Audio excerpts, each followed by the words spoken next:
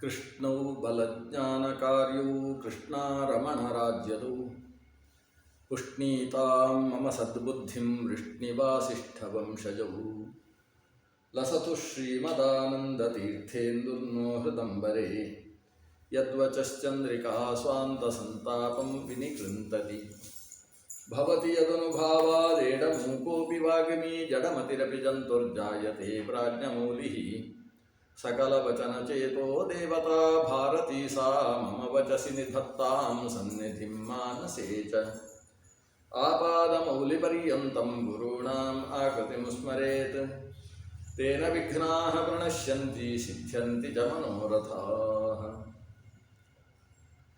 नारायणं नमस्कृत्य नरं चैव नरोत्तमं देवीं सरस्वतीं व्यासं ततो जयमुदीरयेत् वंदे वृंदावनासीनं इंदिरानंदमंदिरं उपेन्द्रं सान्द्रकारुण्यं परानंदं विभुं परं तपस्वाध्याय शुश्रूषा कृष्णपूजारतं मुनिं विश्वेशमिष्टदं वंदे परिव्राट् चक्रवर्तिनं श्रीगुरुभ्यो नमः हरिः ओम। ಬೃಹನ್ನಾರದೀಯ ಪುರಾಣದ ಆರಂಭದ ಭಾಗ. ಕೆಲವು ವಿಷಯಗಳನ್ನು, ಈ ಪುರಾಣ ಪ್ರತಿಪಾದ್ಯವಾದ ವಿಷಯ ಯಾವುದು, ನಾರದರು ಮತ್ತು ಸನತ್ಕುಮಾರಾದಿಗಳ ಸಂವಾದದ ಆರಂಭ ಹೇಗಾಯಿತು ಅನ್ನುವುದನ್ನಷ್ಟನ್ನು ನಿನ್ನೆ ನೋಡಿದ್ದೇವೆ. ಇದರ ನಂತರ ಸೃಷ್ಟಿ ವಿವರಣೆ, ಮೂರನೇ ಅಧ್ಯಾಯ ಪೂರ್ತಿ ಸೃಷ್ಟಿಯ ವಿವರಣೆ ಇದೆ. ನಾರದ ಸ್ತೋತ್ರ ಆದ ಕೂಡಲೇ ಸೃಷ್ಟಿಯ ವಿವರ ಪ್ರಾರಂಭ ಆಗ್ತದೆ. ಅಲ್ಲಿ ಭಾಗವತಾದಿ ಇತರ ಪುರಾಣಗಳಲ್ಲಿ ಸೃಷ್ಟಿ ವಿಷಯ ಹೇಗೆ ಬಂದಿದೆಯೋ ಅದೇ ರೀತಿಯಲ್ಲೇ ಇದೆ. ಮೊದಲು ಬ್ರಹ್ಮಾಂಡ ಸೃಷ್ಟಿ, ಬ್ರಹ್ಮಾಂಡದ ಹೊರಗಿನ ಸೃಷ್ಟಿ, ಬ್ರಹ್ಮಾಂಡದ ಒಳಗಿನ ಸೃಷ್ಟಿ. ಒಳಗಿನ ಸೃಷ್ಟಿಯಲ್ಲಿ ಭೂಮಿ, ಆ ಭೂಮಿಯಲ್ಲಿ ಅಡಿಯಲ್ಲಿ ಪಾತಾಲಾದಿ ಲೋಕಗಳು. ಇಲ್ಲಿ ಒಂದು ಸ್ಫುಟವಾಗುವ ಒಂದು ವಿಷಯ, ಬೇರೆ ಪುರಾಣಗಳಲ್ಲಿ ಅಷ್ಟು ಸ್ಪಷ್ಟವಾಗದೇ ಇರುವ ಒಂದು ವಿಷಯ ಏನೆಂದರೆ, ಭೂಮಿ ಹೇಗಿದೆ ಅನ್ನುವುದನ್ನು ಒಂದು ಕ್ರಮದಲ್ಲಿ ನಿರೂಪಣೆ ಮಾಡಿಕೊಂಡು ಹೋಗುವುದಿಲ್ಲ. ಅಂದರೆ ಮಧ್ಯದಲ್ಲಿ ಮೇರು, ಮೇರುವಿನ ಸುತ್ತ ಜಂಬೂದ್ವೀಪ, ಜಂಬೂದ್ವೀಪ ಆದ ಮೇಲೆ ಇಂತಹ ಸಾಗರ, ಅದು ಹಾಗಿದೆ ಹೀಗಿದೆ ಇತ್ಯಾದಿ ಯಾವ ವಿವರವನ್ನು ಕೊಡದೆ ಒಟ್ಟು ಭೂಮಿಯ ಒಂದು ಸ್ವರೂಪವನ್ನು ನಿರೂಪಣೆ ಮಾಡ್ತಾರೆ. ಭೂಮಿಯಲ್ಲಿ ಒಟ್ಟು 6 ಬಿಲಸ್ವರ್ಗಗಳಿದ್ದಾವೆ. ಭೂಲೋಕ, ಅದರ ಮೇಲೆ ಅತಲ, ವಿತಲ, ಸುತಲ, ರಸಾತಲ, ತಲಾತಲ, ಮಹಾತಲ, ಪಾತಾಳ ಅಂತ 7 ಸರ್ಗಗಳನ್ನು, ಬಿಲಸ್ವರ್ಗಗಳನ್ನು ಇಲ್ಲಿ ಉಲ್ಲೇಖ ಮಾಡ್ತಾರೆ. ಅಲ್ಲಿ ಅತಲಾದಿ ಆ ಲೋಕಗಳಿಗೆಲ್ಲ ಪಾತಾಳ ಅಂತ ಹೆಸರಂತೆ. ಸಂಪೂರ್ಣ ಭೂಮಿಯ ಕೆಳಗಿರತಕ್ಕಂತಹ ಅತಲಂ ವಿತಲಂಚೈವ ಸುತಲಂಚ ತಲಾತಲಂ ಮಹಾತಲಂಚ ವಿಪ್ರೇಂದ್ರ ತಥೋಧಶ್ಚ ರಸಾತಲಂ ಪಾತಾಳಂಚೇತಿ ಸಪ್ತೇತಿ ಪಾತಾಳಾನಿ ಕ್ರಮಾದದಹ. ಕೊನೆಯ ಲೋಕಕ್ಕೂ ಪಾತಾಳ ಅಂತ ಹೆಸರು. ಕ್ರಮವಾಗಿ ಅತಲದಿಂದ ಹಿಡಿದು ಪಾತಾಳದ ತನಕ ಭೂಮಿಯ ಅಧ ಅಂದರೆ ಭೂಮಿಯ ಒಳಭಾಗದಲ್ಲಿ, ಅಂತರ್ಭಾಗದಲ್ಲಿ 7 ಪಾತಾಳ ಲೋಕಗಳಿದ್ದಾವೆ. ಈ 7 ಲೋಕಕ್ಕೂ ಪಾತಾಳ ಲೋಕ ಅಂತ ಹೆಸರು. ಅದರಲ್ಲಿ ಕೊನೆಯ ಲೋಕಕ್ಕೆ ಪಾತಾಳ ಅಂತ ಹೆಸರು. ಹೀಗೆ ಅತಲವೆಂಬ ಪಾತಾಳ, ಸುತಲವೆಂಬ ಪಾತಾಳ, ರಸಾತಲವೆಂಬ ಪಾತಾಳ, ತಲಾತಲವೆಂಬ ಪಾತಾಳ, ಕೊನೆಯದ್ದು ಪಾತಾಳವೆಂಬ ಪಾತಾಳ. ಹಾಗೆ 7 ಪಾತಾಳ ಲೋಕಗಳಿದ್ದಾವೆ. ಇದು ಇವಕ್ಕೆ 7ಕ್ಕೂ ಪಾತಾಳ ಅನ್ನೋ ಹೆಸರು, ಇದು ಬೇರೆ ಕಡೆಗೆ ಕಾಣದೇ ಇದ್ದ ಒಂದು ವಿಶೇಷ, ನನಗೆ ಸಿಕ್ಕಿದಂಥ ವಿಶೇಷ. ಅಂದರೆ ಇವೆಲ್ಲವೂ ಪಾತಾಳ ಅಂತ ಕರೆಸಿಕೊಂಡದ್ದರಿಂದ ಒಂದು ಅನುಕೂಲ ಇದೆ. ಕೆಲವು ಪುರಾಣಗಳು ವಿರುದ್ಧವಾಗಿ ಹೇಳಿದ್ದಾವೆ ಅನ್ನೋ ಶಂಕೆಗೆ ಉತ್ತರ ಕೊಡಲಿಕ್ಕೆ ಆಗ್ತದೆ.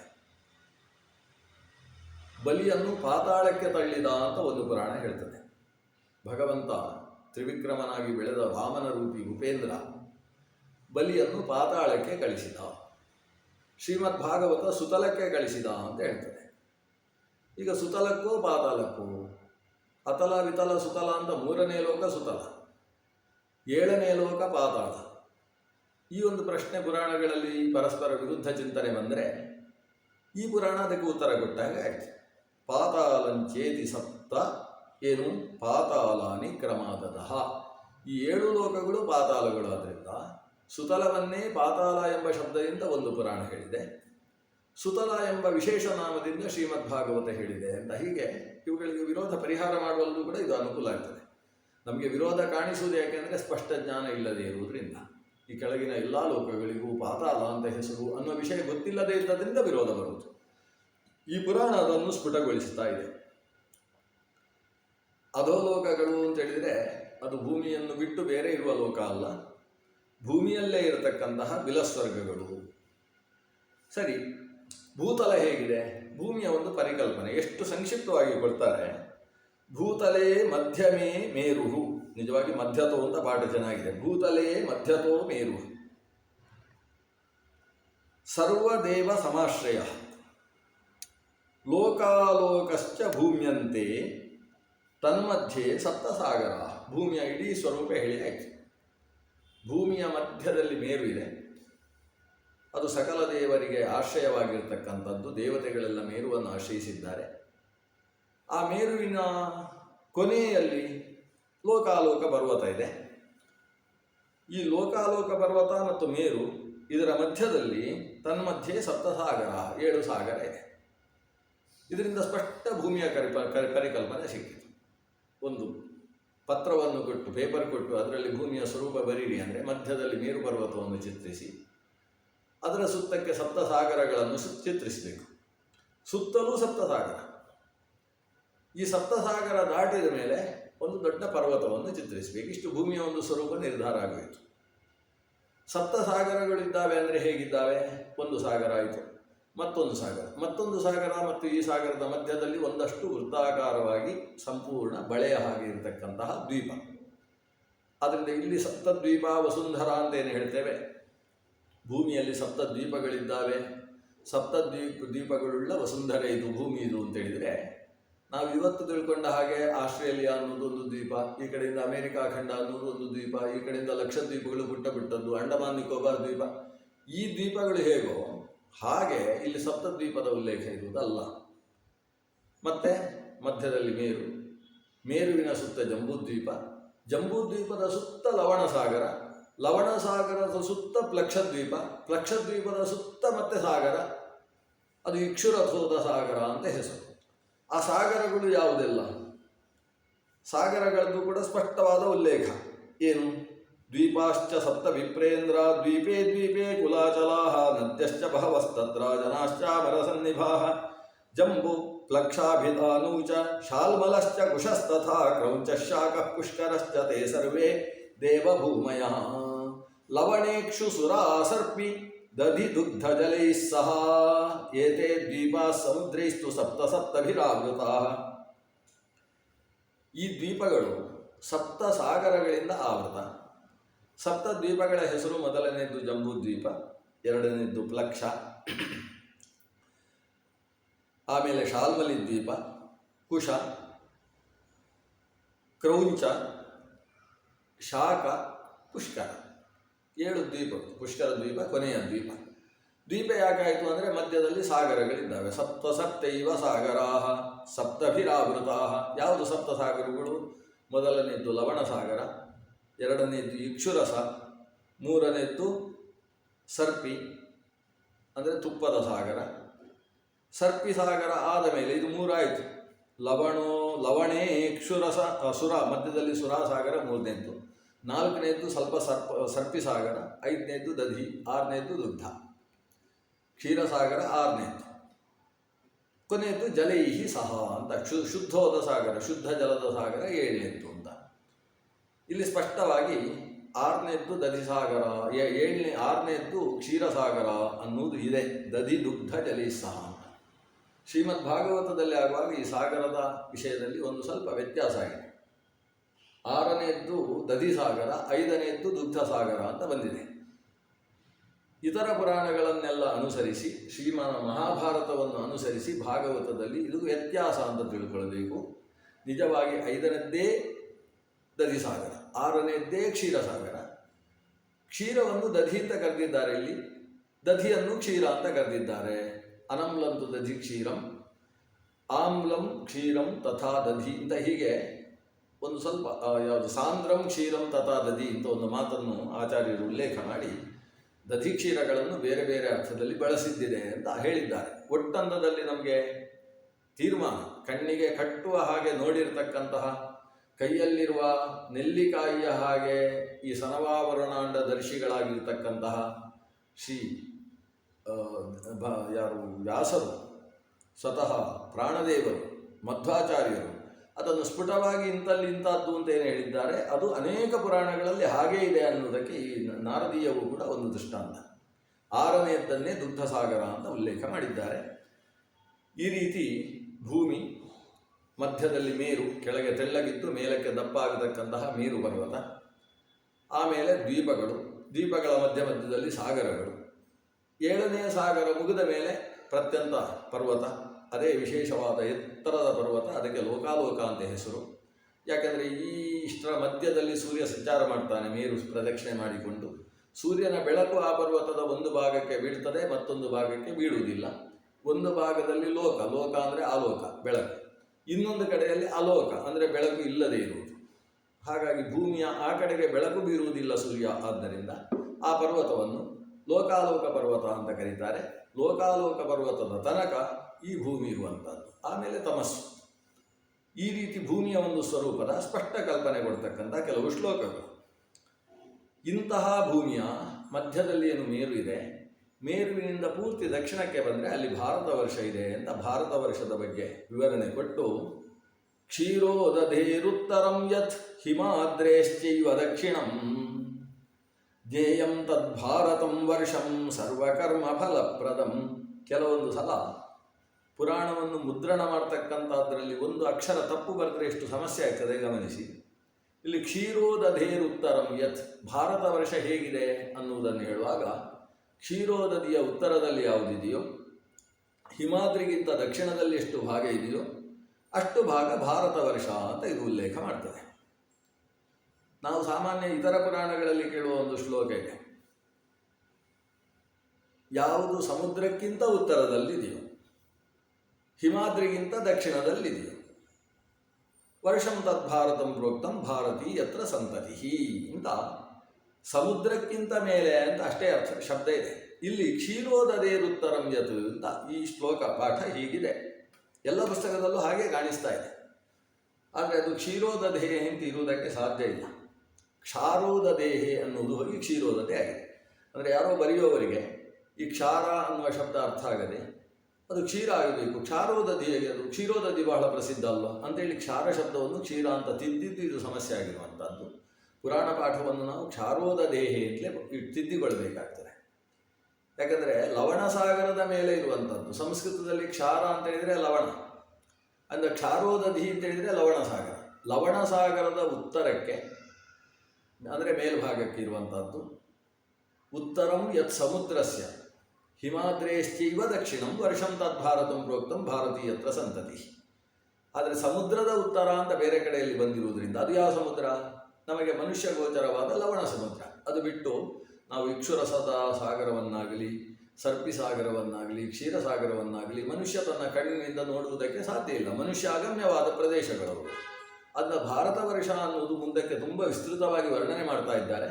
ಅದು ಕ್ಷಾರೋದಧೇರುತ್ತರಂ ಯತ್ ಹಿಮಾದ್ರೇಶ್ಚೈವ ದಕ್ಷಿಣಂ ಜ್ಞೇಯಂ ತದ್ಭಾರತಂ ವರ್ಷಂ ಸರ್ವಕರ್ಮ ಫಲಪ್ರದ. ನಮ್ಮ ಈ ಭಾರತ ದೇಶ ಅದು ಸರ್ವಕರ್ಮ ಫಲಪ್ರದ. ಇಲ್ಲಿ ಯಾವ ಕರ್ಮವನ್ನು ಮಾಡಿದರೂ ಕೂಡ ಅದಕ್ಕೆ ಪುಣ್ಯವೋ ಪಾಪವೋ ಫಲ ಇದೆ. ಅಂದರೆ ಪುಣ್ಯ ಫಲವನ್ನು ಪಾಪ ಫಲವನ್ನೂ ಕೊಡ್ತಕ್ಕಂಥದ್ದು. ಅದರಲ್ಲೂ ವಿಶೇಷವಾಗಿ ಪುಣ್ಯ ಫಲಪ್ರದ. ಯಾಕೆ ಅಂತೇಳಿದರೆ ಇದಕ್ಕೆ ಕರ್ಮಭೂಮಿ ಅಂತ ಹೆಸರು. ಉಳಿದ ದೇಶದಲ್ಲಿ ಮಾಡಿದ ಕರ್ಮಗಳಿಗೆ ಇಲ್ಲದೇ ಇರುವ ಅದ್ಭುತವಾದ ಫಲ ಈ ಭಾರತ ವರ್ಷದಲ್ಲಿ ಮಾಡಿದ್ದಕ್ಕೆ ಇದೆ. ಯತ್ರ ಕರ್ಮಾಣಿ ಕುರ್ವಂತಿ ತ್ರಿವಿಧಾನ್ಯಜನಂದನಾಃ ತತ್ಫಲಂ ಭುಜ್ಯತೆ ಬ್ರಹ್ಮನ್ ಭೋಗಭೂಮಿಶ್ವನುಕ್ರಮಾತ್ ಭಾರತೆ ತು ಕೃತಂ ಕರ್ಮ ಶುಭಂ ವಾ ಅಶುಭಮೇವ ವಾ ಆಫಲಕ್ಷಯಣಂ ಕರ್ಮ ಭುಜ್ಯತೆನ್ಯತ್ರ ಜಂತುಭಿಃ ಅತ್ರ ಕರ್ಮಾಣಿ ಕುರುವಂತಿ ತ್ರಿವಿಧಾನಿ ಅಜನಂದನ. ಹಿಂದೆ ಪ್ರಶ್ನೆ ಕೇಳಿದ್ದು, ಅದಕ್ಕೆ ಇಲ್ಲಿ ಉತ್ತರ. 3 ರೀತಿಯಾದ ಕರ್ಮ, ಅದು ಹೇಗೆ ಮಾಡಬೇಕು, ಎಲ್ಲಿ ಮಾಡಬೇಕು ಅನ್ನೋ ಒಂದು ಪ್ರಶ್ನೆ ಕೇಳಿದ್ದು. ಅತ್ರ ಕರ್ಮಾಣಿ ತ್ರಿವಿಧಾನಿ ನಿತ್ಯಂ ನೈಮಿತ್ತಿಕಂ ಕಾಮ್ಯಂ. ಈ 3 ವಿಧವಾದ ಏನು ಕರ್ಮಗಳುಂಟು ಅದನ್ನು ಅತ್ರ ಕರ್ಮಾಣಿ ಕುರುವಂತಿ. ಈ ದೇಶದಲ್ಲಿ ಬಂದು ದೇವತೆಗಳು ಕೂಡ ಕರ್ಮ ಮಾಡಬೇಕಾದ್ರೆ ಈ ಭಾರತ ದೇಶಕ್ಕೆ ಬರ್ತಾರೆ. ನರ್ಮದಾ ತೀರದಲ್ಲೋ ಹರಿದ್ವಾರದಂತಹ ಗಂಗಾ ತೀರದ ಪ್ರದೇಶದಲ್ಲೋ ಯಜ್ಞಯಾಗಾದಿಗಳನ್ನು ನಡೆಸ್ತಾರೆ. ಅತ್ರ ಕರ್ಮಾಣಿ ಕುರುವಂತಿ ತತ್ಫಲಂ ಭುಜ್ಯತೆ ಬ್ರಹ್ಮನ್. ಇದರ ಫಲಭೋಗ ಇಲ್ಲಿ ಅಲ್ಲ, ಇಲ್ಲಿ ಸತ್ಕರ್ಮಗಳನ್ನು ಅನುಷ್ಠಾನ ಮಾಡ್ತಾರೆ. ಅದರ ಫಲಭೋಗ ಭೋಗಭೂಮಿಗಳಲ್ಲಿ ಅದರ ಫಲವನ್ನು ಭೋಗಿಸ್ತಾರೆ. ಭೋಗಭೂಮಿ ಅಂದರೆ ಸ್ವರ್ಗಾದಿ ಭೂಮಿ ಅಥವಾ ಕುರುವರ್ಷಾದಿಗಳು. ಈ ಭಾರತ ವರ್ಷಕ್ಕಿಂತ ಮೇಲೆ ಇರತಕ್ಕಂತಹ ರಮ್ಯಕ, ಹಿರಣ್ಮಯ, ಕುರುವರ್ಷ, ಹೇಮಕೂಟ ಪರ್ವತದ ತಪ್ಪಲು, ಗಂಧಮಾದನ ದೇಶ ಪರ್ವತದ ತಪ್ಪಲು, ಅದನ್ನು ನೀಲಾವೃತ ಖಂಡ ಅಂತ ಕರೀತಾರೆ. ಇಂತಹ ಬೇರೆ ಬೇರೆ ಮನುಷ್ಯ ಅಗಮ್ಯವಾದ ಸ್ಥಾನ ವಿಶೇಷಗಳಲ್ಲಿ ಈ ಪುಣ್ಯ ಫಲವನ್ನು ಮುಂದಿನ ಜನ್ಮದಲ್ಲಿ ಅವರು ಅನುಭವಿಸ್ತಾರೆ. ಈ ದೇಶ ಇದು ಪುಣ್ಯದ ಫಲವನ್ನು ಅನುಭವಿಸುವ ಭೋಗಭೂಮಿ ಅಲ್ಲ, ಇದು ಕರ್ಮಭೂಮಿ ಅಂತ. ಈ ಭಾರತ ಅನ್ನೋದು ಕರ್ಮಭೂಮಿ ಅನ್ನೋದರ ಉಪಪಾದನೆ. ಎಂಥ ಭಾರತ ಅಂದರೆ ದೇವತೆಗಳು ಇಲ್ಲಿ ಹುಟ್ಟಬೇಕು ಅಂತ ಬಯಸ್ತಾರಂತೆ. ಅದ್ಯಾಪಿ ದೇವಾಹ ವಾಂಛಂತಿ ಜನ್ಮ ಭಾರತ ಭೂತಲೇ. ಈ ಭಾರತ ಭೂತಲದಲ್ಲಿ ಜನ್ಮ ಪಡಿಬೇಕು ಅಂತ ದೇವತೆಗಳು ಬಯಸ್ತಾರೆ. ಸಂಚಿತಂ ಸುಮಹತ್ ಪುಣ್ಯಂ ಅಕ್ಷಯ್ಯಮಮಲಂ ಶುಭಂ ಕದಾ ವಯಂ ಹಿ ಲಪ್ಸ್ಯಾಮೋ ಜನ್ಮ ಭಾರತ ಭೂತಲೇ ಕದಾ ಪುಣ್ಯೇನ ಮಹತಾ ಪ್ರಾಪ್ಸ್ಯಾಮ ಪರಮಂ ಪದಂ. ಹೀಗೆ ದೇವತೆಗಳು ಯೋಚಿಸ್ತಾರಂತೆ, ಯಾವಾಗ ಭೂಮಿಯಲ್ಲಿ, ಭಾರತ ಭೂಮಿಯಲ್ಲಿ ನಮಗೆ ಜನ್ಮವಾಗ್ತದೆ ಅಂತ. ಹುಟ್ಟುವುದಾದರೆ ಭಾರತ ಭೂಮಿಯಲ್ಲಿ ಹುಟ್ಟಬೇಕು ಅನ್ನುವ ಭಾವ ದೇವತಾ ಸ್ವರೂಪದಲ್ಲೂ ಇದೆ. ಅಂದಮೇಲೆ ಈ ಭೂಮಿಯ ಮಹತ್ವವನ್ನು ಅರ್ಥ ಮಾಡಿಕೊಳ್ಳಿ. ಯೋ ಭಾರತ ಭುವಂ ಪ್ರಾಪ್ಯ ವಿಷ್ಣು ಪೂಜಾ ಪರೋ ಭವೇತ್ ನ ತಸ್ಯ ಸದೃಶಶ್ಚಾಸ್ತಿ ಯಥಾ ವೀರವಿತೇಜಸಃ. ಯಾರು ಭಾರತ ಭೂಮಿಯಲ್ಲಿ ಹುಟ್ಟಿ ವಿಷ್ಣು ಪೂಜಾಪರನಾಗ್ತಾನೋ ನ ತಸ್ಯ ಸದೃಶಶ್ಚಾಸ್ತಿ, ಅವನಿಗೆ ಸದೃಶನಾದ ಸಾಧಕನೇ ಇಲ್ಲ. ಯಥಾ ವೈ ರವಿ ತೇಜಸಃ. ಪ್ರಪಂಚದಲ್ಲಿ ರವಿಯ ತೇಜಸ್ಸಿಗೆ ಸದೃಶವಾದ ತೇಜಸ್ಸು ಯಾವುದಿದೆ? ನಾವಿವತ್ತು ಸಾವಿರ ವಿದ್ಯುತ್ ದೀಪಗಳಿಂದ ಅಲಂಕಾರ ಮಾಡಿದರೂ ಕೂಡ ಅದು ರವಿ ತೇಜಸ್ಸಿಗೆ ಸದೃಶ ಆಗುವುದಿಲ್ಲ. ರವಿಯ ತೇಜಸ್ಸು ಸರೋವರದಲ್ಲಿ ಮುಗ್ಗಾಗಿರತಕ್ಕಂತಹ ಒಂದು ಕಮಲ. ಆ ಕಮಲವನ್ನು ಅರಳಿಸಬೇಕು ಅಂತ ನೀವು 1000 ದೀಪಗಳನ್ನು ಬೆಳಗಿದ್ರೂ ಅದು ಅರಳುವುದಿಲ್ಲ. ಸೂರ್ಯನ ಬೆಳಕು ತಾಗಿದ್ರೆ, ಸೋಂಕಿದ್ರೆ ಸಾಕು, ಅದು ಅರಳುತ್ತದೆ.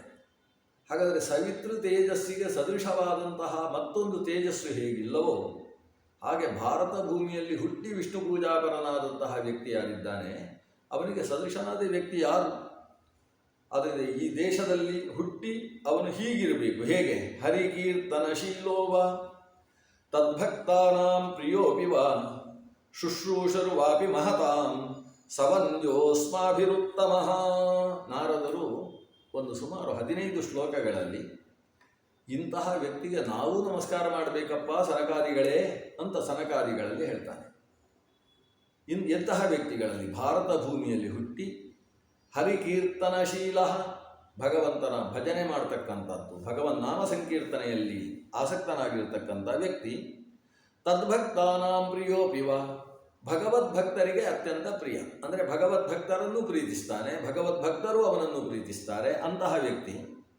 ಶುಶ್ರೂಷುರ್ವಾಪಿ ಮಹತಾಂ, ದೊಡ್ಡವರು ಸಿಕ್ಕಿದರೆ ಏನಾದರೂ ಅವರಿಂದ ಕಿವಿಗೆ ಕೇಳಿಸಿಕೊಳ್ಳಬೇಕು ಅಂತ ಬಯಸ್ತಾನೆ. ಶ್ರವಣ ಪ್ರಿಯ ಮಾತ್ರ ಅಲ್ಲ, ಶುಶ್ರೂಷು ಅಂದರೆ ಶುಶ್ರೂಷೆ ಮಾಡಲು ಬಯಸ್ತಾನೆ. ದೊಡ್ಡವರ ಸೇವೆಯಲ್ಲಿ ನಿರತನಾಗಿದ್ದಾನೆ. ಅಂತಹ ವ್ಯಕ್ತಿ ಯಾರಿದ್ದಾನೆ ಅವನು ವಂದ್ಯ ಅಸ್ಮಾಭಿರುತ್ತಮಃ. ಆ ಉತ್ತಮನಾದ ವ್ಯಕ್ತಿಯನ್ನು ನಾವು ನಮಿಸಬೇಕಪ್ಪ. ಇದು ಲೋಕದ ಜನತೆಗೆ ನಾರದರು ಹೇಳುವ ಕೆಲವು ಕಟ್ಟಳೆಗಳು. ಇಂತಹ ವ್ಯಕ್ತಿಗೆ ಸರ್ವರೂ ನಮಸ್ಕಾರ ಮಾಡಬೇಕು. ಎಂಥವ? ಹರಿಪೂಜಾರತೋ ವಾಪಿ ಹರಿಪೂಜಾಯುತೋಪಿವ ಹರಿಧ್ಯಾನಪರೋ ವಾಪಿ ಸವಂದ್ಯೋಸ್ಮಾಭಿರುತ್ತಮಃ. ಹರಿಪೂಜಾರಥ, ಹರಿಧ್ಯಾನರಥ, ಅಷ್ಟೇ ಅಲ್ಲ, ನಾರಾಯಣೇತಿ ಕೃಷ್ಣೇತಿ ವಾಸುದೇವೇತಿ ವಾ ಬ್ರುವನ್ ಅಹಿಂಸಾದಿ ಪರಶಾಂತಃ ಸವಂದ್ಯೋಸ್ಮಾಭಿರುತ್ತಮಃ. ನಾರಾಯಣ, ಕೃಷ್ಣ, ಗೋವಿಂದ, ಮಾಧವ ಅಂತ ದೇವರ ಹೆಸರನ್ನು ಹೇಳ್ತಕ್ಕಂಥ ವ್ಯಕ್ತಿ. ಶಿವೇತಿ ನೀಲಕಂಠೇತಿ ಶಂಕರೇತಿ ಚ ಯೋ ಬ್ರುವನ್ ಸರ್ವಭೂತಹಿತೋ ನಿತ್ಯಂ ಸವಂದ್ಯೋಸ್ಮಾಭಿರುತ್ತಮಃ.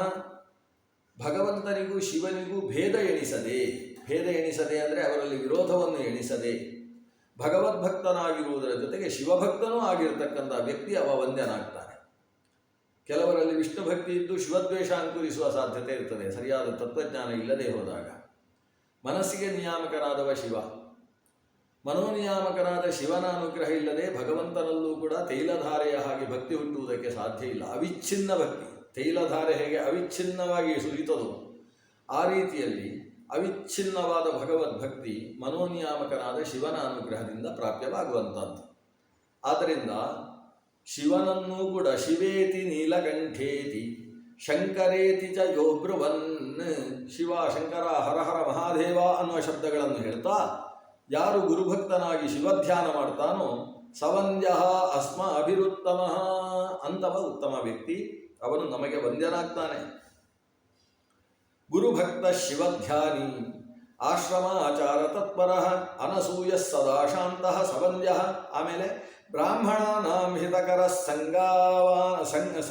ಸದ್ಭಾವಾತ್ ಸರ್ವಕರ್ಮಸು ವೇದವಾದರತೋ ನಿತ್ಯಂ ಸವಂದ್ಯೋಸ್ಮಾಭಿರುತ್ತಮಃ. ಯಾವತ್ತೂ ವೇದಾರ್ಥ ಚಿಂತನೆ ಮಾಡತಕ್ಕಂಥವ. ಅಭೇದದರ್ಶಿ ದೇವೇಶೇ ನಾರಾಯಣ ಶಿವಾತ್ಮಕೆ ಸವಂದ್ಯೋ ಬ್ರಾಹ್ಮಣೋ ನಿತ್ಯಂ ಅಸ್ಮಾಭಿಕ್ಕಿಮು ಸತ್ತಮಃ. ಭಗವಂತನ ಸ್ವರೂಪಗಳಲ್ಲಿ ನಾರಾಯಣ, ಬ್ರಹ್ಮ, ವಿಷ್ಣು, ಶಿವ, ಗಣಪತಿ, ಶಕ್ತಿ, ಗೌರಿ, ದುರ್ಗೆ ಇಂಥ ಸ್ವರೂಪಗಳಲ್ಲಿ ಭೇದ ಕಾಣದೇ ಇರುವವ. ಅಂದರೆ ದೇವತೆಗಳು ನಮ್ಮ ಹಾಗೆ ಯಾವುದೇ ರೀತಿಯ ಮನೋಭೇದವುಳ್ಳವರಲ್ಲ, ಅವರಲ್ಲಿ ಪರಸ್ಪರ ತಾಕಲಾಟ ಗಲಾಟೆಗಳು ಇಲ್ಲ ಅಂತ ಯಾರು ತಿಳಿದಿದ್ದಾನೋ, ದೇವತೆಗಳಲ್ಲಿ ಒಬ್ಬ ಸರ್ವೋತ್ಕೃಷ್ಟನಾದ ಭಗವಂತ, ಅವನಿಂದ ನಿಯಮ್ಯವಾಗಿ ಅವರೆಲ್ಲರಲ್ಲೂ ಅಂತರ್ಯಾಮಿಯಾಗಿ ಭಗವಂತ ಇದ್ದಾನೆ ಅಂತ ಯಾರು ತಿಳಿದಿದ್ದಾನೋ, ಸವಂದ್ಯ ಗೋಷು ಕ್ಷಾಂತೋ ಬ್ರಹ್ಮಚಾರಿ ಪರನಿಂದಾ ವಿವರ್ಜಿತ ಅಪರಿಗ್ರಹಶೀಲಶ್ಚ ಸವಂದ್ಯ ಅಸ್ಮಾಭಿರುತ್ತಮಃ. ಗೋಷು ಕ್ಷಾಂತ, ಗೋವುಗಳಲ್ಲಿ ಗೋಷ್ಠಾಕ್ರಾಂತ ಅಂತ ಇನ್ನೊಂದು ಪಾಠಾಂತರವನ್ನು ಕೊಡ್ತಾರೆ ಇಲ್ಲಿ. ಗೋವುಗಳಿರುವ ಪ್ರದೇಶಕ್ಕೆ ಗೋಷ್ಠ ಅಂತ ಹೆಸರು, ಅಂದರೆ ಕೊಟ್ಟಿಗೆ, ಹಟ್ಟಿ. ಅವುಗಳಲ್ಲಿ ಹೆಚ್ಚು ಓಡಾಡುವ, ಅಂದರೆ ಗೋವುಗಳ ಸೇವೆಯಲ್ಲಿ ನಿರತ ಅಂತ ಅರ್ಥ. ಗೋಷು ಕ್ಷಾಂತ, ಗೋವುಗಳಲ್ಲಿ ಯಾವತ್ತೂ ಕ್ಷಮೆ ತೋರುವವ, ಅವುಗಳಿಗೆ ಹೊಡೆಯುವುದು ಬಡಿಯುವುದು ಮಾಡದೇ ಇದ್ದವ. ಬ್ರಹ್ಮಚಾರಿ, ಭಗವದ್ವಿಷಯಕ ಚಿಂತನೆಯಲ್ಲಿ ಊರ್ಧ್ವರೇತಸ್ಕನಾಗಿ ಬದುಕತಕ್ಕಂಥವ. ಪರನಿಂದ ವಿವರ್ಜಿತ, ಬೇರೆಯವರ ನಿಂದನೆ ಗಲಾಟೆ ಅದಕ್ಕೆ ಹೋಗದೇ ಇರತಕ್ಕಂಥವ ಅಂಥವನು. ಜೊತೆಗೆ ಅಪರಿಗ್ರಹಶೀಲಶ್ಚ, ಯದ್ವಾ ತದ್ವಾ ದಾನ ತೆಗೊಂಡು ಅದರಿಂದಲೇ ಬದುಕುವ ಚಿಂತನೆ ಇಲ್ಲದೇ ಇರತಕ್ಕಂಥವ. ಸವಂದ್ಯ ಸ್ಥೇಯಾದಿ ದೋಷರಹಿತ ಕೃತಜ್ಞ ಸತ್ಯವಾಕ್ಷುಚಿ ಪರೋಪಕಾರ ನಿರತನಾದವ. ತಡಾಗೋದ್ಯಾನ ಕಾಂತಾರ ನಿರತಃ, ಎಲ್ಲಿ ಕುಡಿಯುವುದಕ್ಕೆ ನೀರಿನ ವ್ಯವಸ್ಥೆ ಇಲ್ಲ ಅಂತಲ್ಲಿ ಬಾವಿ ಕಟ್ಟುವುದು, ಕೆರೆ ಕಟ್ಟೆ ಕಟ್ಟುವುದು, ಕೆರೆಗಳನ್ನು ಜನೋಪಯೋಗಿಯಾಗುವ ಹಾಗೆ ಮಾಡಿ ಅದರ ಕೆಸರು ಕಳೆಗಳನ್ನು ಕೀಳುವುದು, ಇಂತಹ ಲೋಕೋಪಕಾರಕ ಕೆಲಸ ಮಾಡತಕ್ಕಂಥವ. ಖಾಲಿ ಜಾಗದಲ್ಲಿ ಉತ್ತಮವಾದ ಮರಗಳನ್ನು ನೆಡತಕ್ಕಂಥವ. ಕಾಂತಾರ ನಿರತಃ.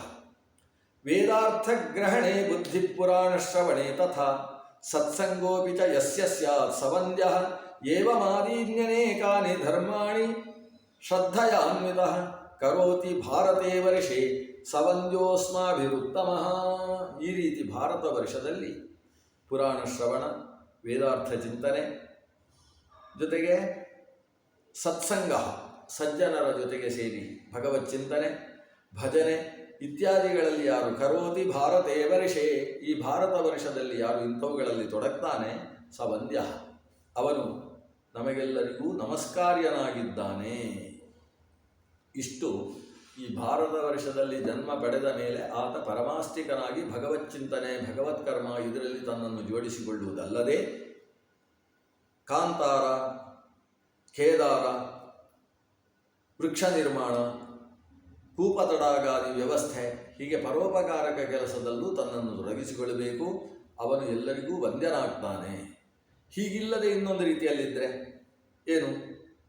ಸಂಪ್ರಾಪ್ಯ ಭಾರತೆ ಜನ್ಮ ಯಾರು ಸಯೇವ ದುಷ್ಕೃತಿರ್ಮೂಢ ಕೋನ್ಯಸ್ತಸ್ಮಾದಚೇತನಃ ಸಂಪ್ರಾಪ್ಯ ಭಾರತೆ ಜನ್ಮ ಸುಕರ್ಮ ಸುಪರಾಂಗುಖ.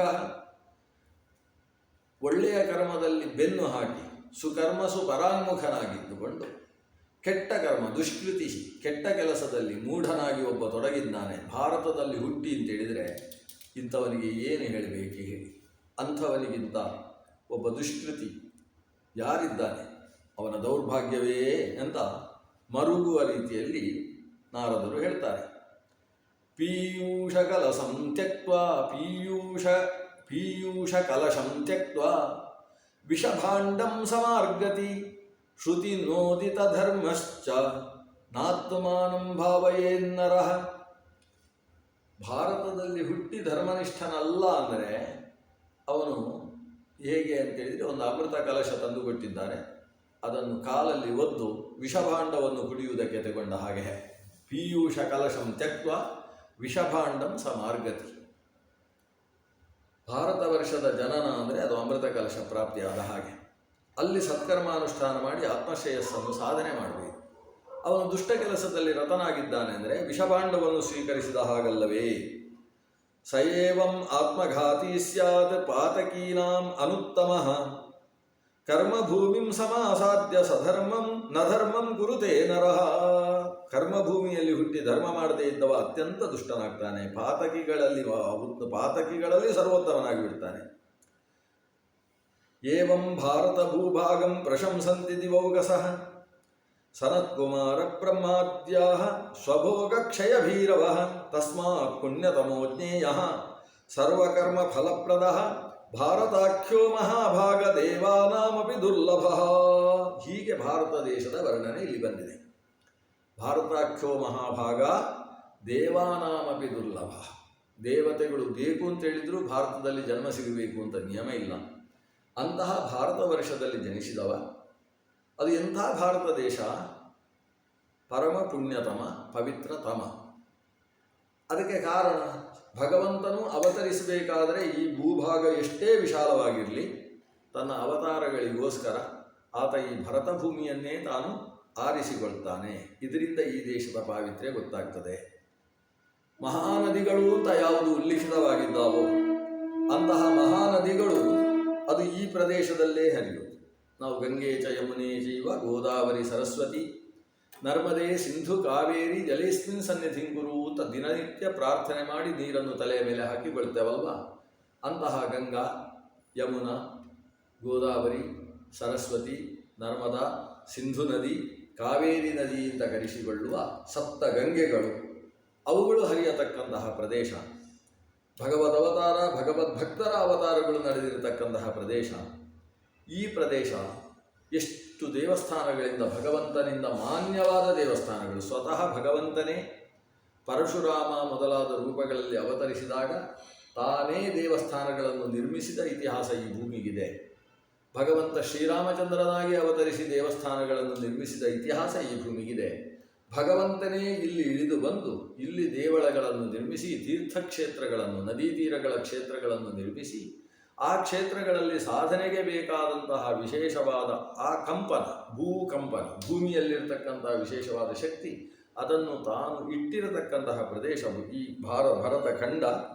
ಆದ್ದರಿಂದ ಅಸ್ಮಿನ್ ವೈ ಪುಣ್ಯ ಭೂಭಾಗೆ ಯಸ್ತು ಸತ್ಕರ್ಮಸು ಉದ್ಯತಃ ನ ತಸ್ಯ ಸದೃಶ ಕಶ್ಚಿತ್ ತ್ರಿಷು ಲೋಕೇಶು ವಿದ್ಯತೆ ಅಸ್ಮಿನ್ ಜಾತೋ ನರೋ ಯಸ್ತು ಸ್ವಕರ್ಮ ಕ್ಷಯಣೋದ್ಯತಃ ನರರೂಪ ಪರಿಚ್ಛಿನ್ನ ಪರಿಚ್ಛನ್ನ ಹರಿರೇವನ ಸಂಶಯ. ಎಲ್ಲಿಯ ತನಕ ಈ ಪುರಾಣ ಹೊಗಳ್ತದೆ ಅಂದರೆ, ಈ ದೇಶದಲ್ಲಿ ಸ್ವಕರ್ಮ ನಿರತನಾಗಿದ್ದು ಭಗವಚ್ಚಿಂತನೆ ಭಗವದ್ಭಕ್ತಿಯಲ್ಲಿ ನಿರಂತರ ತಾನು ಮುಂದು ಇತರರಿಗೂ ಭಗವದ್ಭಕ್ತಿ ಪ್ರೇರಕವಾದಂತಹ ಭಜನೆ ಮೊದಲಾದವುಗಳಲ್ಲಿ ತೊಡಗಿದಂತಹ ವ್ಯಕ್ತಿ ಯಾರಿದ್ದಾನೆ, ಅವನು ನರರೂಪ ಪರಿಚ್ಛಿನ್ನ ಅಥವಾ ಪರಿಚ್ಛನ್ನ ಹರಿರೇವ ನ ಸಂಶಯ. ನರರೂಪದಿಂದ ಬಂದು ತನ್ನ ನಿಜರೂಪವನ್ನು ಮರೆಮಾಚಿಕೊಂಡಿರತಕ್ಕಂಥ ಹರಿಯೇ ಅನ್ನುವಲ್ಲಿ ಸಂಶಯ ಇಲ್ಲ. ಇಂಥ ಮಾತು ಬರ್ತದೆ. ಇದು ಒಂದು ಪುರಾಣದ ಭಾಷೆ. ಈ ಭಗವದ್ಭಕ್ತನು ಅಂಥವನು ಆ ರೀತಿ ಸತ್ಕರ್ಮನಿಷ್ಠನಾದವ ಅವನು ಹರಿಯೇ ಅಂದರೆ ಏನರ್ಥ? ಅವನಲ್ಲಿ ಹರಿಯ ವಿಶೇಷವಾದ ಸನ್ನಿಧಾನ ಇದೆ. ಇದನ್ನೇ ವಿಭೂತಿ ಅಂತ ಕರೀತೀವಿ. ಭಗವಂತ ಹೇಳ್ತಾನಲ್ವ ಶ್ರೀಮದ್ ಭಗವದ್ಗೀತೆಯಲ್ಲಿ 10ನೇ ಅಧ್ಯಾಯಕ್ಕೆ ವಿಭೂತಿ ಯೋಗ ಅಂತಲೇ ಹೆಸರು. ವಿಭೂತಿ ಯೋಗ ಅಂದ್ರೇನು? ಭಗವಂತ ನಾನು ಎಲ್ಲಿ ನಿಂತಿದ್ದೇನೆ ಅಂತ ಹೇಳ್ತಾ ಹೋಗ್ತಾನೆ. ಸರ್ಪಾಣಾಂ ಅಸ್ಮಿ ವಾಸುಕಿ ಅನಂತಶ್ಚಾಪಿ ನಾಗಾನಾಂ. ಸುಬ್ರಹ್ಮಣ್ಯ ಷಷ್ಠಿ ಆದ್ದರಿಂದ ಇವರ ಹೆಸರನ್ನು ನಾವು ಆಲೋಚಿಸುವುದು. ಅನಂತಶ್ಚಾಪಿ ನಾಗಾನಾಂ, ನಾಗಗಳಲ್ಲಿ ನಾನು ಅನಂತನಾಗಿದ್ದೇನೆ. ಸರ್ಪಾಣಾಂ ಅಸ್ಮಿ ವಾಸುಕಿ, ಸರ್ಪಗಳಲ್ಲಿ ನಾನು ವಾಸುಕಿಯಾಗಿದ್ದೇನೆ. ಸರ್ಪ ಮತ್ತು ನಾಗ ಅನ್ನೋದು ಸ್ವಲ್ಪ ವಿಭಿನ್ನವಾದದ್ದು. ಅನೇಕ ಹೆಡೆಗಳುಳ್ಳದ್ದು, ಅನೇಕ ಹೆಡೆಗಳಿಲ್ಲದ್ದು ಅಂತ. ಒಂದು ಹೆಡೆಯುಳ್ಳದ್ದು, ಅನೇಕ ಹೆಡೆಯುಳ್ಳದ್ದು. ಈ ವ್ಯತ್ಯಾಸದಿಂದ ಸರ್ಪ ಮತ್ತು ನಾಗ ಅನ್ನುವ ವ್ಯತ್ಯಾಸವನ್ನು ಮಾಡ್ತೇವೆ. ಅನೇಕ ಹೆಡೆಗಳುಳ್ಳವುಗಳಲ್ಲೇ ಸರ್ಪ ನಾಗ ಅಂತಕ್ಕಂತಹ ಪ್ರಭೇದ ಇದೆ. ಸಾಮಾನ್ಯವಾಗಿ ನಾಗ ಅಂತ ಹೇಳಿದರೆ ದೇವತಾ ಸ್ವರೂಪವಾದದ್ದು. ಸರ್ಪ ಅಂತ ಹೇಳಿದರೆ ಸರೀಸೃಪಗಳು. ಸರ್ಪಣಾತ್ ಸರ್ಪಾಹ ಅಂದರೆ ಕಾಲಿಲ್ಲದೆ ತೆವಳಿಕೊಂಡು ಸಾಗತಕ್ಕಂಥವುಗಳು. ಸರ್ಪ ಅಂತ ಹೇಳಿದರೆ ಕೇವಲ ಇವತ್ತು ನಾವು ಹೇಳತಕ್ಕಂತಹ ಹೆಡೆ ತೆಗೆದು ನಿಲ್ತಕ್ಕಂತಹ ಪ್ರಾಣಿಗಳು ಮಾತ್ರ, ಅಂಥದ್ದು ಮಾತ್ರ ಅಲ್ಲ. ಸರೀಸೃಪಗಳೆಲ್ಲವೂ ಕೂಡ ಸರ್ಪ ಜಾತಿಯಲ್ಲಿ ಸೇರಿ ಹೋಗ್ತಾರೆ. ಪುಟ್ಟ ಪುಟ್ಟ ಸರೀಸೃಪಗಳು ಅದರಲ್ಲಿ ಸೇರ್ತಾರೆ. ಈ ನಿಟ್ಟಿನ ಸರ್ಪ ಮತ್ತು ನಾಗ ಅಂತಕ್ಕಂತಹ ಪ್ರಭೇದಗಳಲ್ಲಿ ಇಂಥ ರೂಪದಲ್ಲಿ ನಾನಿದ್ದೇನೆ ಅಂದರೆ ಅದೇ ಅಲ್ಲ. ಪಾಂಡವಾನಾಂ ಧನಂಜಯ ಅಂತ ಹೇಳ್ತಾರೆ. ಪಾಂಡವರಲ್ಲಿ ನಾನು ಧನಂಜಯ ಅಂತ ಹೇಳಿದರೆ ಏನರ್ಥ? ಧನಂಜಯನಿಗೂ ಕೃಷ್ಣನಿಗೂ ಭೇದ ಇಲ್ಲ ಅಂತ ಅರ್ಥ ಅಲ್ಲ. ಮತ್ತೇನು? ಧನಂಜಯನಲ್ಲಿ ನನ್ನ ವಿಶೇಷ ವಿಭೂತಿ ರೂಪವನ್ನು ಇಟ್ಟಿದ್ದೇನೆ ಭೀಮಸೇನನ ನಂತರ ಅಂತ ಅದಕ್ಕೆ ಅರ್ಥ.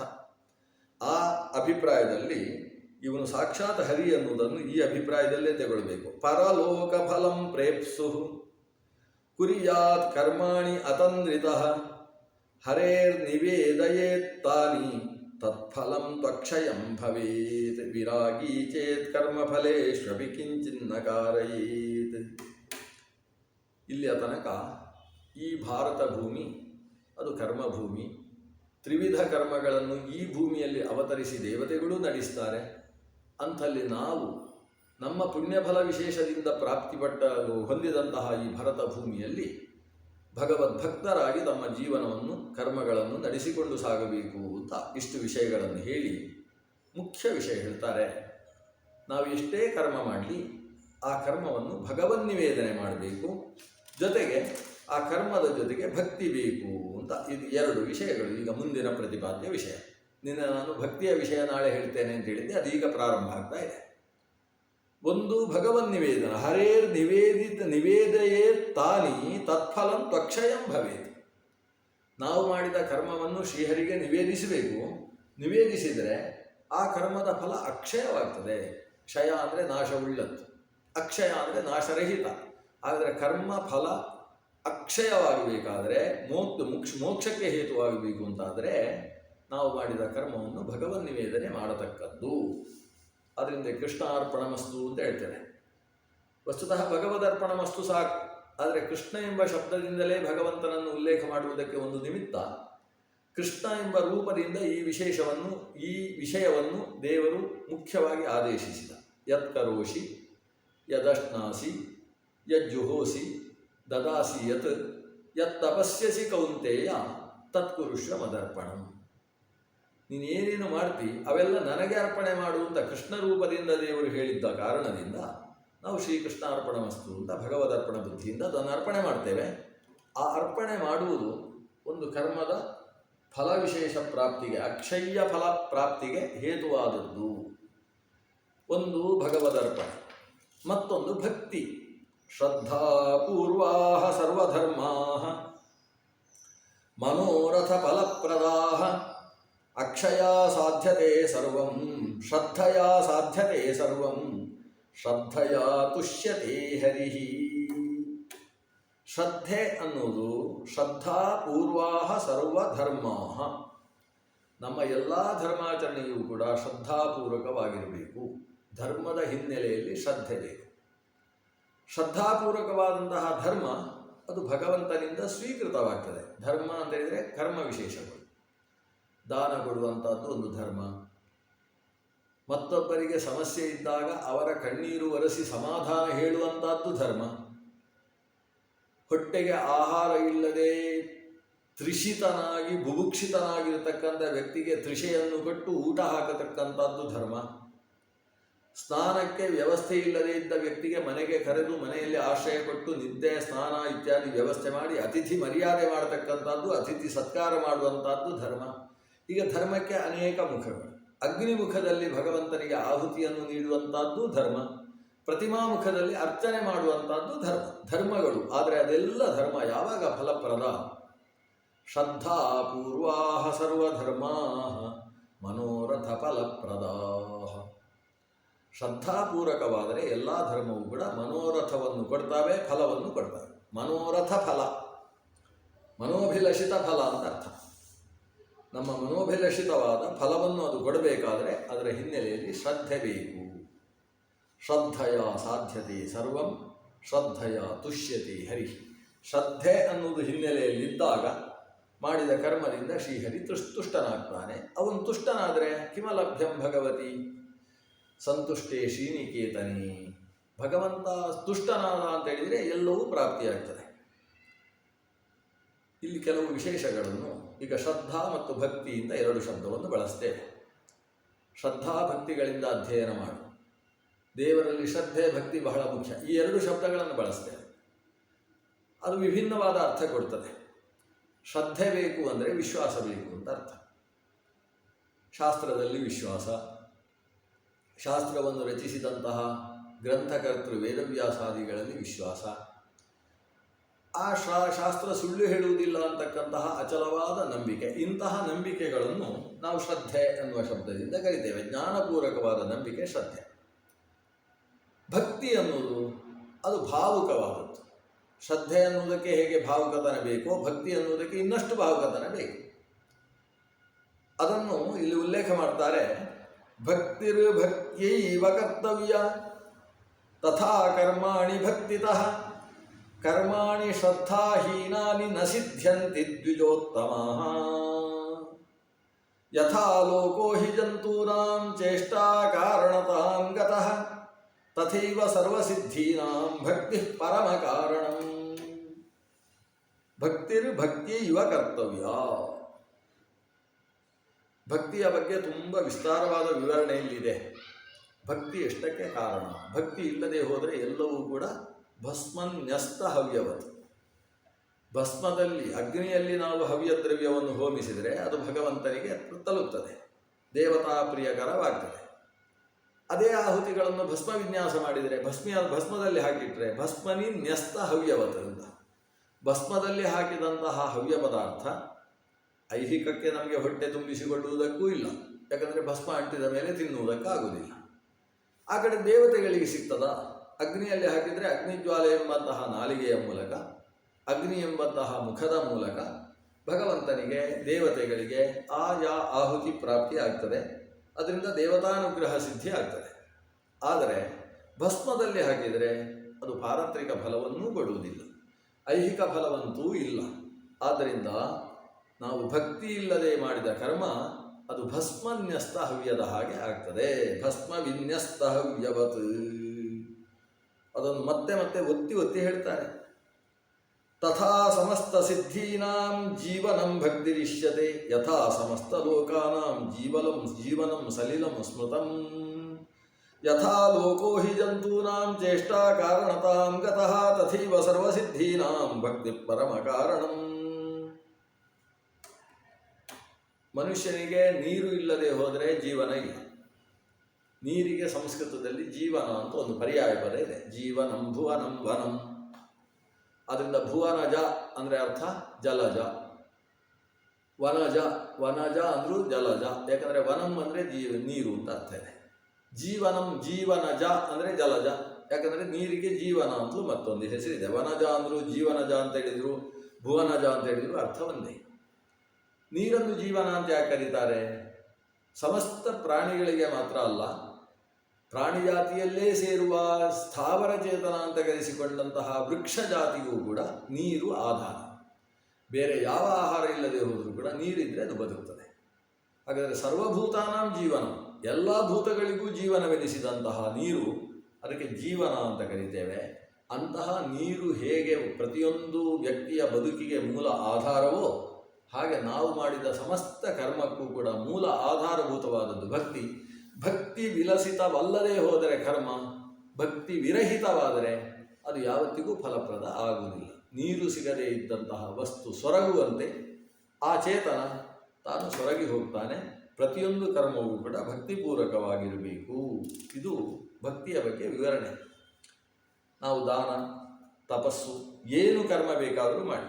ನ ದಾನೈರ್ ನ ತಪೋಭಿರ್ವ ಯಜ್ಞೈರ್ವ ಬಹುದಕ್ಷಿಣೈ ಭಕ್ತಿಹೀನೈರ್ಮುನಿಶ್ರೇಷ್ಠ ತುಷ್ಯತೆ ಭಗವಾನ್ ಹರಿ ನ ತುಷ್ಯತೆ ಭಗವಾನ್ ಹರಿ.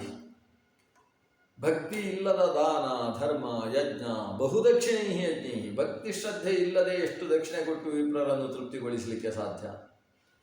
ಶ್ರದ್ಧೆಯಿಂದ ಕೊಟ್ಟ ಅಲ್ಪವಾದರೂ ಕೂಡ ವಿಪ್ರನಿಗೆ ತೃಪ್ತಿಯನ್ನು ಕೊಡುತ್ತದೆ, ಭಗವಂತನಿಗಂತೂ ಗೂಢಮಟ್ಟದ ತೃಪ್ತಿಯನ್ನು ಕೊಡುತ್ತದೆ. ಆ ನಿಟ್ಟಿನಿಂದ ಭಕ್ತಿ ಶ್ರದ್ಧೆಯಿಂದ ಕೂಡಿದಂತಹ ದಾನ, ಧರ್ಮ, ಯಜ್ಞ ಇತ್ಯಾದಿ ಎಲ್ಲವೂ ಫಲಪ್ರದ. ದಾನ ದಕ್ಷಿಣೆಗಳು ಕೂಡ ಭಕ್ತಿಪೂರ್ವಕವಾಗಿ ಮಾಡಿದರೆ ಮಾತ್ರ ಫಲಪ್ರದ. ಇಷ್ಟು ಹೇಳಿ ಇಂತಹ ಭಕ್ತಿಯ ಬಗ್ಗೆ ಇನ್ನಷ್ಟು ಬಹಳಷ್ಟು ವಿಷಯಗಳಿದ್ದಾವೆ. ಭಕ್ತಿಯ ವಿಷಯಗಳನ್ನೇ ಒಂದು 2-3 ಪುಟಗಳಲ್ಲಿ ವರ್ಣನೆ ಮಾಡ್ತಾ ನಾರದರು ಒಂದು ಪ್ರಮುಖ ವಿಷಯ ಹೇಳ್ತಾರೆ. ಏನು? ಇಂತಹ ಭಕ್ತಿಯಿಂದ ಮಾರ್ಕಂಡೇಯರಂತಹ ಮಹರ್ಷಿಗಳು ಲೋಕಕ್ಕೆ ಆಯುಷ್ಯವನ್ನು ಕೊಡುವಷ್ಟು ಎತ್ತರಕ್ಕೆ ತಾವು ಏರಿದರು. ಭಕ್ತಿಯೇ ಅವರ ಆಯುಷ್ಯದ ಮೂಲ.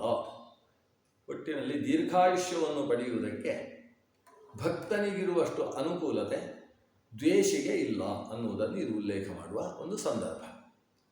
ಅಂದರೆ ಭಗವದ್ಭಕ್ತಿಯಿಂದ ದೀರ್ಘಾಯುಷ್ಯವನ್ನು ಪಡೆಯುವುದಕ್ಕೆ ಸಾಧ್ಯ. ಈ ವಿಷಯವನ್ನು ಸಮರ್ಥನೆ ಮಾಡುವುದಕ್ಕೋಸ್ಕರ ಮಾರ್ಕಂಡೇಯರ ಕಥೆ ಇಲ್ಲಿ ವಿಸ್ತಾರವಾಗಿ ಬರ್ತದೆ.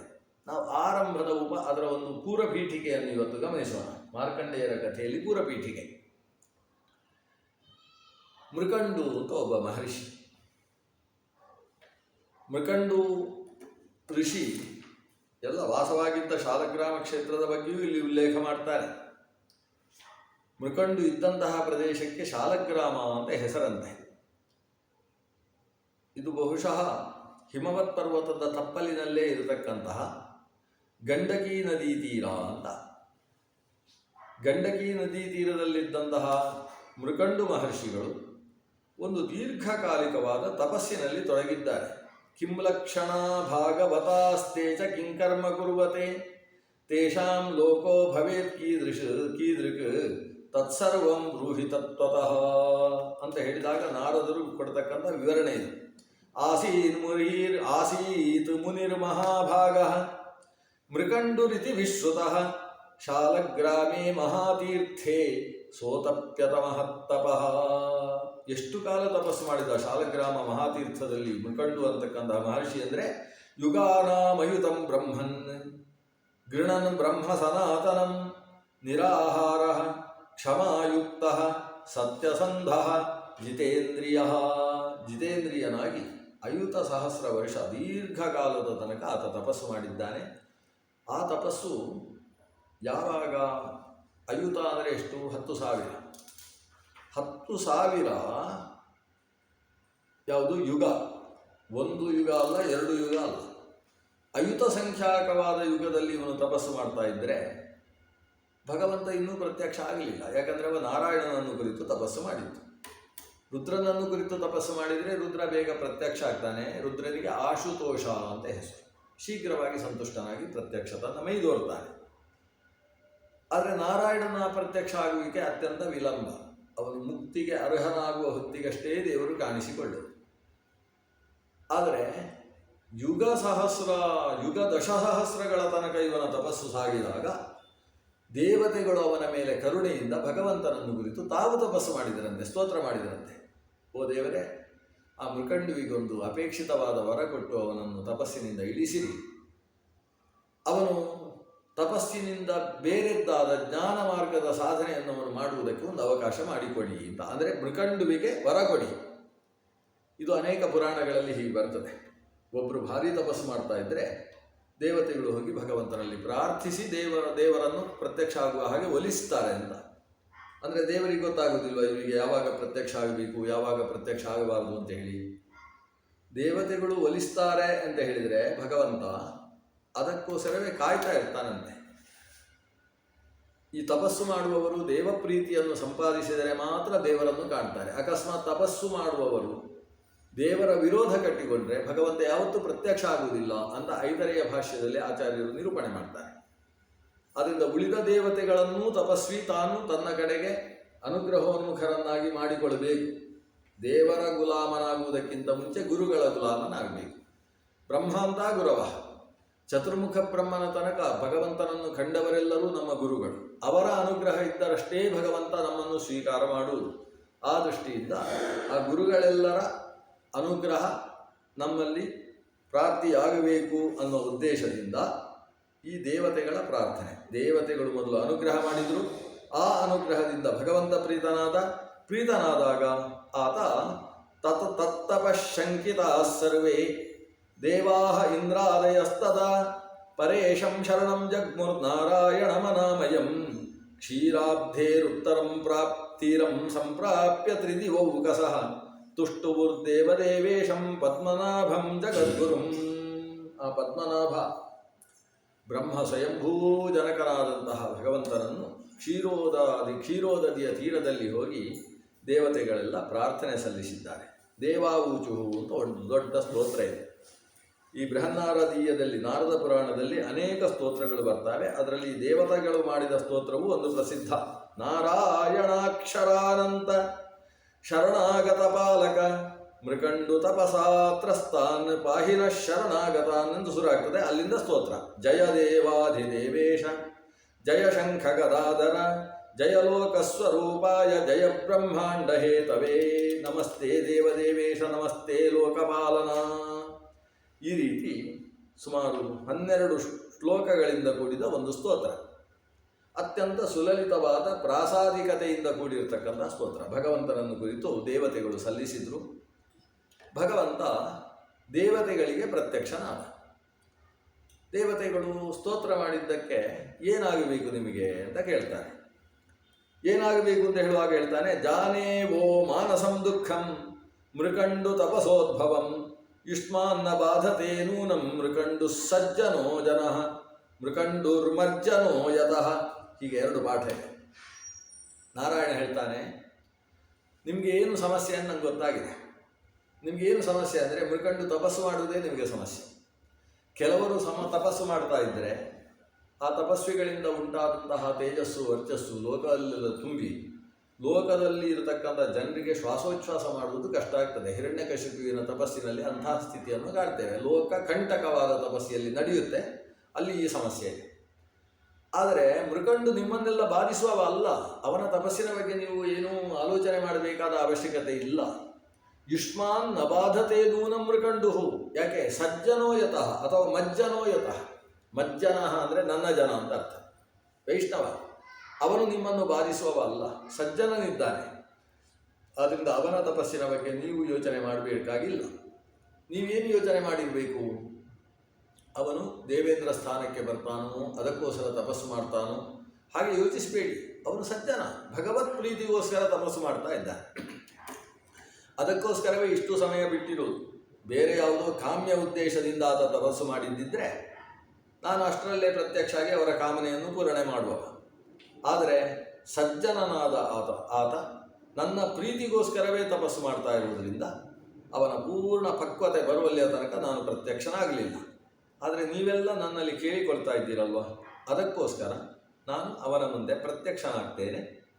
ಪ್ರತ್ಯಕ್ಷನಾಗಿ ನಾನೇ ಅವನಿಗೆ ಮಗನಾಗಿ ಹುಡ್ತೇನೆ ಅಂತ ಒಂದು ಮಾತು ಹೇಳ್ತಾರೆ.